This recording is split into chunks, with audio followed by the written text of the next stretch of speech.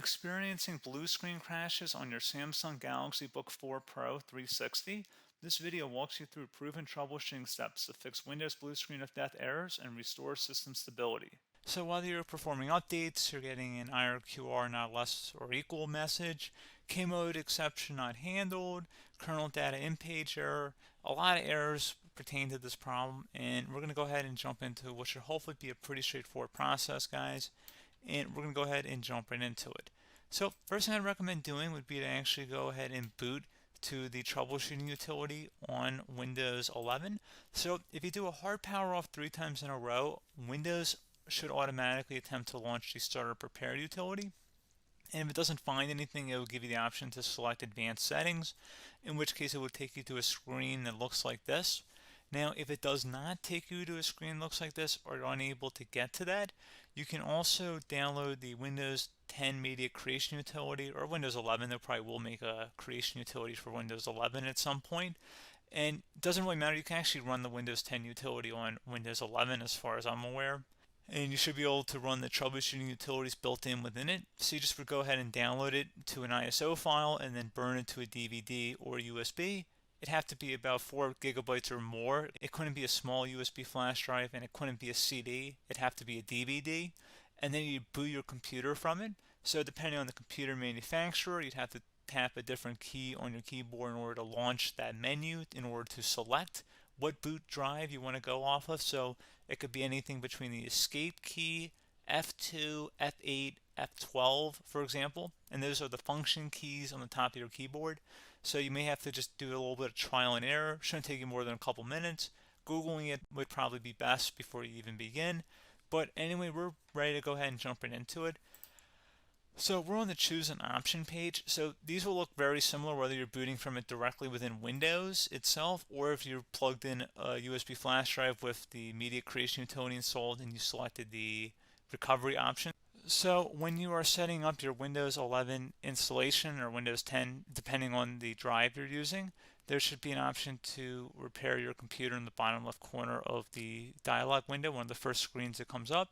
You go ahead and select that, and then it would take you to a troubleshooting screen like you see here. And you want to go ahead and select troubleshoot, reset your PC, or see advanced options. And then there are going to be a whole bunch of options in here that we're going to explore in today's video. The first one, we're going to actually go underneath advanced options and then select startup prepare, fix problems that keep Windows from loading. So go ahead and select that first.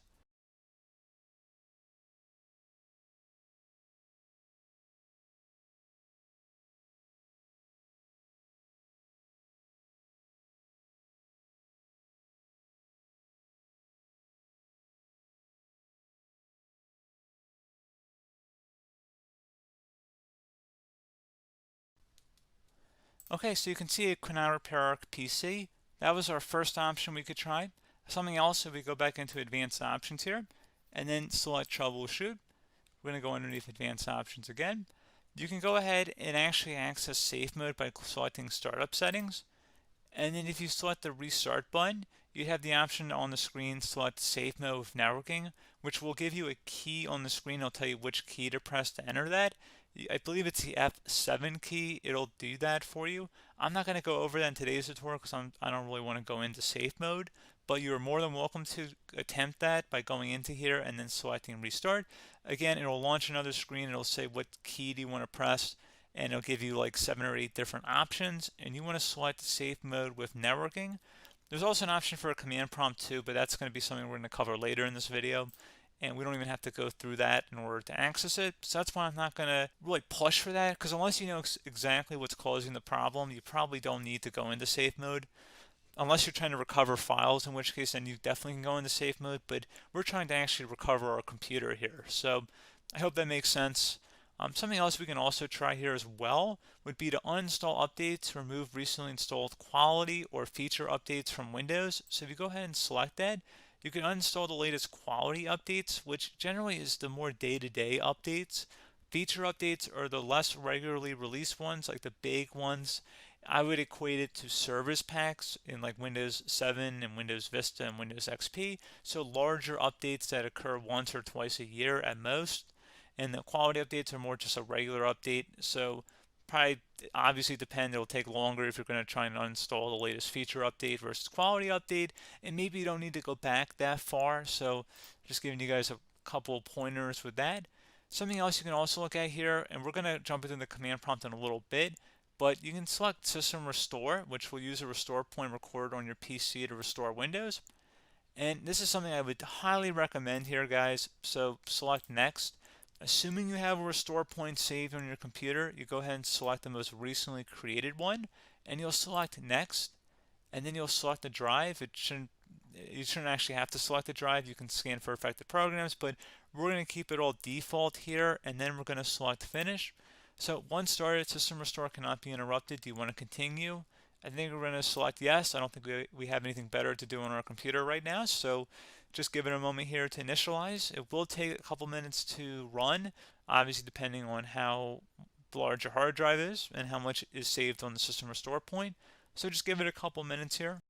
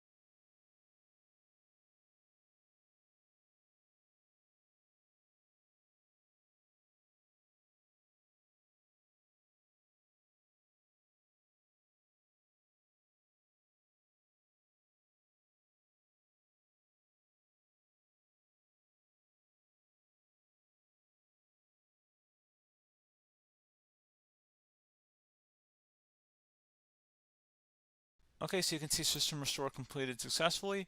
The system has been restored. Your documents have not been affected. Click the Restart button to restart your computer. Go ahead and select Restart.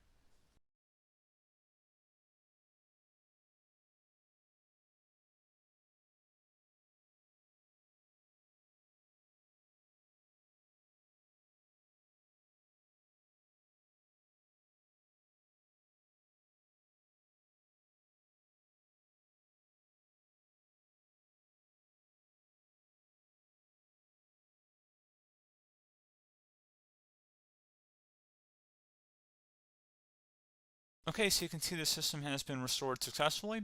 We're going to go over a couple different methods in addition to that if that did not work. So I'm just going to pause the video and we're going to start back on the recovery screen that we started with.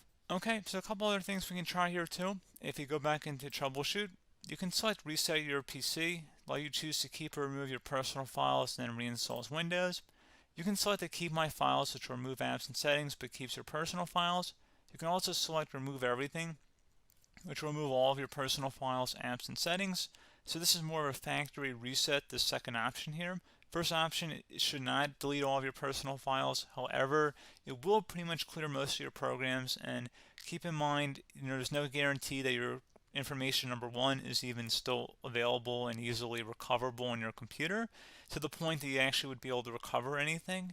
And the second point is that there's always a chance that it won't actually recover and it will just do a factory reset anyway.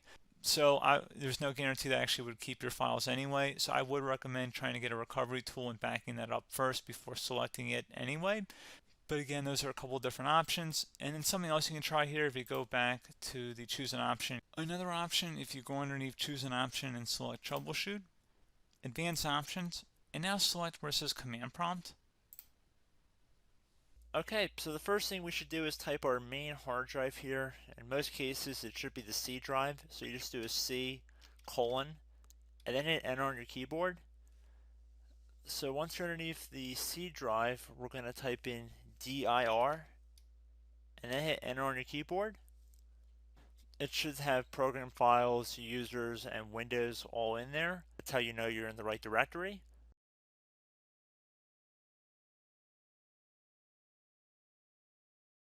In some cases, it might be the D drive as well, so just keep that in mind.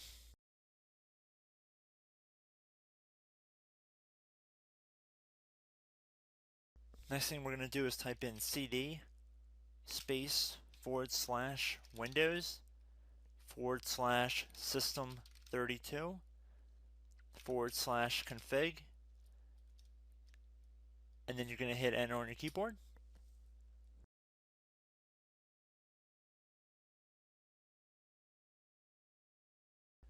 So now you're going to type md space backup.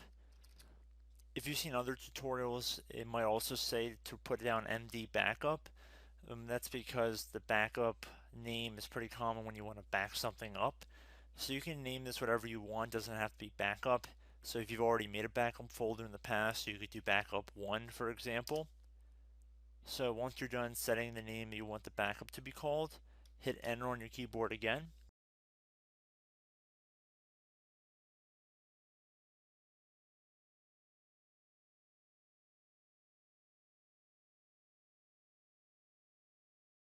At this point you want to type copy, C-O-P-Y, space, then you want to do the star symbol above the 8 key, then do a period or a dot, whatever you want to call it, then another star sign, and then another space, and then type backup, and then hit enter on your keyboard.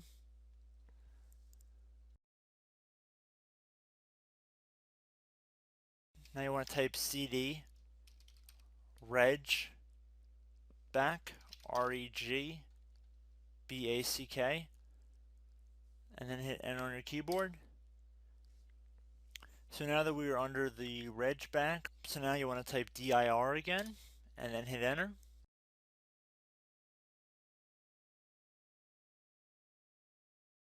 So now at this point we're going to type copy again. So copy, space, star sign, dot, another star sign, space, and then 2 dots.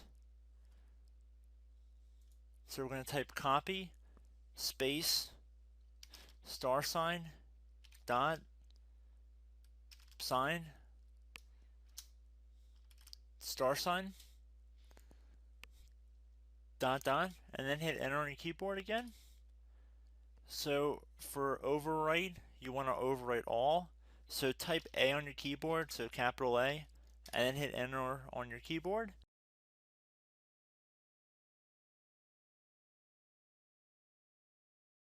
So at this point, you should be good to go. You can close out of the command prompt window, and if you accidentally continue to Windows 10, you should be all set. So I hope one of these 3 or 4 different methods we went through in this tutorial helped you guys out. Again, I'm not sure if you guys heard me earlier, but try to go back into your safe mode if possible and uninstall any programs you know might be conflicting with the Windows startup if you can get into safe mode. So just keep that in mind. Something very simple like that could be blocking up everything. So again, I hope this tutorial helped you guys out, and I will catch you in the next tutorial. Goodbye.